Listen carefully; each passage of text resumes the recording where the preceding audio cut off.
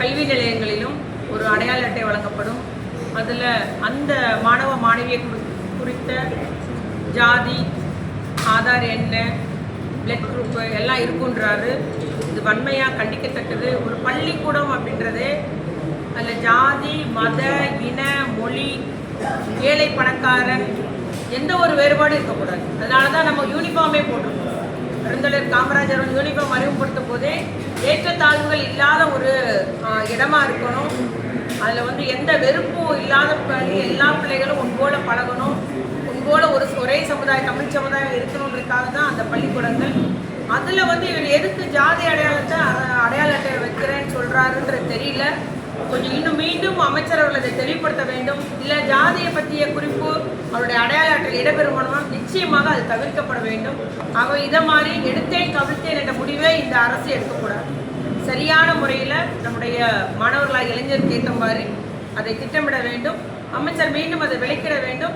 இல்லை அப்படி ஒரு திட்டம் இருந்தால் முற்றிலே ஜாதி அடையாளம் அதில் இடம்பெற வேண்டிய தேவை இல்லை, அதை நாங்கள் இடம்பெறக்கூடாது என்பதை நான் இந்த திமுக அரசு அவருடைய இந்த ஜாதிய குறிப்பிட்ட செயலை வன்மையாக நாங்கள் கண்டிக்கிறோம் என்பதை குறிப்பிட விரும்புகிறேன்.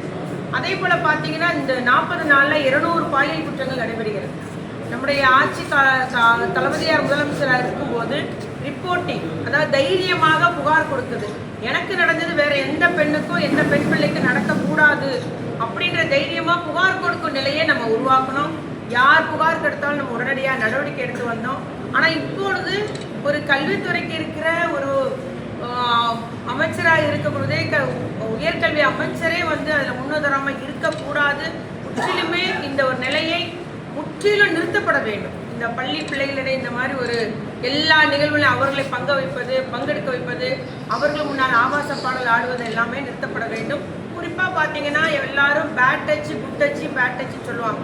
ஆனால் எங்களுடைய ஆட்சி காலத்தில் நான் அமைச்சராக இருக்கும்போது நோ டச், அதுதான் எங்களுடைய ஒரு கருத்தாக எல்லாரிடம் வலியுறுத்துறது. அதுதான் நோ டச்ன்றது, no zero tolerance, no touch அப்படின்றது தான் நம்ம பிள்ளைங்கள்ட்டெல்லாம் சொல்லிகிட்டு இருக்கிறோம். ஆகவே இந்த அரசு குழந்தைகளுடைய பாதுகாப்பில் அதிக கவனம் எடுத்து இந்த மாதிரி ஒரு நிகழ்வுகள் எந்த பள்ளியிலும் நடக்காத ஒரு நிலையை உறுதியாக ஏற்படுத்தும். மேடம், இந்த இது காங்கிரஸ் மாவட்டத்தில் காமராஜர் பிறந்தநாளுக்கு திமுகவினர் காமராஜரை எதிர்ப்பு தெரிவிப்புன்னு இருக்காரு.